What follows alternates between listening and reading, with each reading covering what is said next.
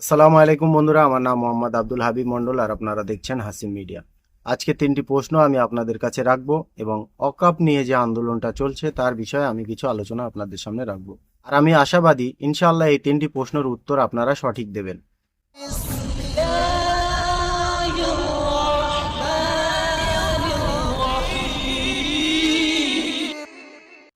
সর্বপ্রথম আপনাদের কাছে প্রশ্ন আমার এটাই, যে কিবলাকে আমরা কাবা বলে সিজদা করি, যেটাকে আমরা আল্লাহর ঘর বলে বিশ্বাস করি, এই কাবা নির্মাণ করার আসল উদ্দেশ্য কি?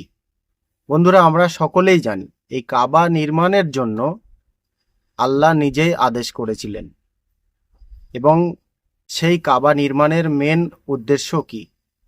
প্রশ্ন আমার এটাই যে কাবা নির্মাণের মেন উদ্দেশ্য কি। দ্বিতীয় প্রশ্ন, যাকে আমরা ইবলিস বলে চিনি, ইবলিস শয়তান বলে জানি, এবং অনেক মানুষ এবং অনেক আলেমের মুখে আমরা শুনেছি যে ইবলিস ফারিস্তাদের সর্দার ছিল, তাকে আল্লাহ ফারিস্তাদের সর্দার বানিয়েছিল। যে ইবলিস ফারিস্তাদের সর্দার ছিল, সেই ইবলিস কি নিজে ফারিস্তা ছিল? প্রশ্ন আমার এটাই, ইবলিসের আসল পরিচয় কি?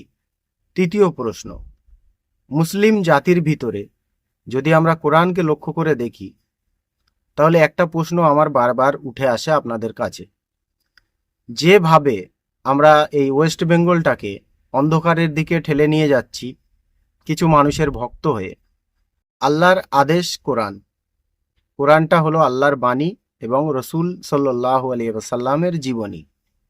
এবার প্রশ্ন আপনাদের কাছে আমার এটাই, শিক্ষার মূল্য বেশি না বংশের মূল্য বেশি?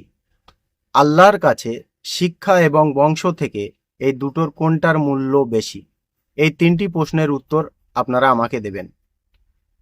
ইবলিস শয়তানের আসল পরিচয় কি?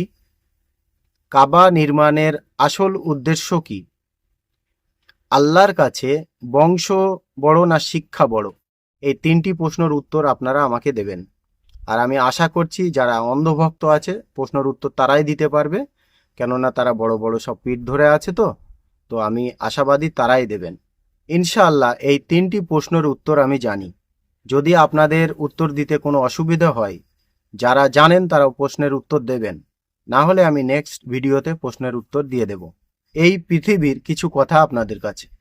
একটা মেয়ে, দুটি হাত তার নেই, এখান থেকে নেই, এখান থেকে নেই, সে কাজ করছে।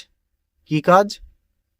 আমরা যেটা ঈদের সময় অথবা বিয়ের সময় যে মেহেদি ডিজাইন করে আমরা মেয়েদের হাতে লাগাই, সেই ডিজাইনের কাজ করছে এবং সেই কাটা হাত দিয়ে সে নিজেই ডিজাইন করে এঁকে দিচ্ছে।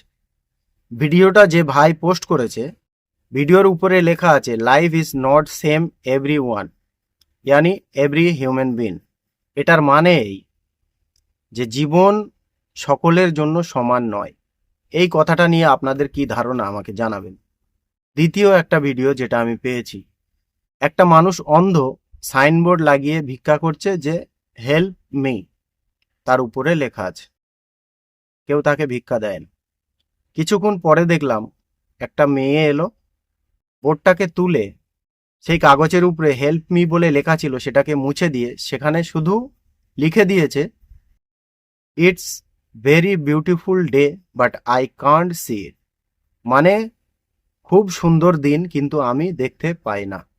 তারপরে সে যে ভিক্ষার আসনে বসেছিল সেখানে যত মানুষ গিয়েছে সবাই টাকা দিয়ে গেছে। এই ভিডিও থেকে আমরা এটা বুঝতে পারি যে মানুষের পরিচয় তার মুখের ভাষা। সে কিন্তু ভালো কথাই লিখেছিল কাগজে, হেল্প মি মানে আমাকে সাহায্য করুন, কিন্তু ওই কথাটাই মেয়েটা একটুকুনি ঘুরিয়ে দিয়েছে। কতটা ডিফারেন্স দেখেন। It's very beautiful day but I can't see it, মানে এত সুন্দর দিন কিন্তু আমি দেখতে পাই না। দুটো কথা কোনো খারাপ মানে নেই, কিন্তু অন্তর আসমান আর জমিন তফাৎ। এবারে চলেন আমাদের দেশে যেটা চলছে, ওয়াকফ বিল আন্দোলন। আপনারা জানেন যে এই ওয়াকফ বিল নিয়ে এতবার ডেট দেওয়া হচ্ছে কেন? কেউ জানেন না, হয়তো কেউ জানেন কিন্তু প্রকাশ করার সাহস নেই। আমি বলছি, আপনাদের মনে আছে বাবরি মসজিদ কি হয়েছিল? 20 থেকে 21 বছর পরে ডেট দিয়ে দিয়ে নিয়ে এসে হঠাৎ যখন ভাজপা সরকারে এলো, বিজেপি সরকারে এলো, তখন সেটাকে পাশ করে দেওয়া হলো যে ওখানে মন্দির হবে। কিভাবে পাশ করলো? যে 5টি জজ এই বাবরি মসজিদের রায় দিয়েছিল, তারা নাকি স্বপ্ন দেখেছিল যে আমাদেরকে ভগবান এটা করতে বলেছে। এবারে আপনারা এই রায়টা থেকে কি শিখলেন? আর এই ওয়াকফ বিল নিয়ে যে ডেট দেওয়া হচ্ছে, এই ডেট দেওয়ার কারণ কি?